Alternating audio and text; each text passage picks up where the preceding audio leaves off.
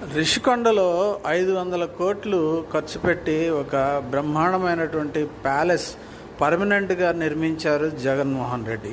అది ఎందుకు అంటే అది ప్రభుత్వ ఆస్తిగా ఎవరైనా విదేశాల నుంచి కానీ రాష్ట్రపతులు కానీ ప్రధానమంత్రులు కానీ వచ్చి అక్కడ నివసించడానికి అక్కడ ఉండడానికి గెస్ట్ హౌస్లు ఎంతో ప్రాముఖ్యంగా కట్టారు.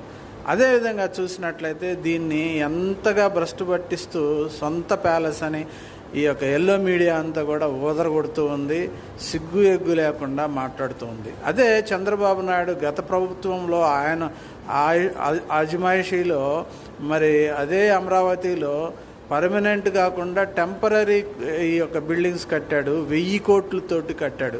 ఆ 1000 కోట్ల బిల్డింగ్లు కూడా అన్నీ కూడా వర్షం వస్తే ఉరుస్తూ ఉంటాయి, నీళ్లు గారుతూ ఉంటాయి. మనం ఆ బొమ్మల్లో కూడా చూసినట్లయితే హైకోర్టుతో సహా కారుతున్నటువంటి బిల్డింగ్లు.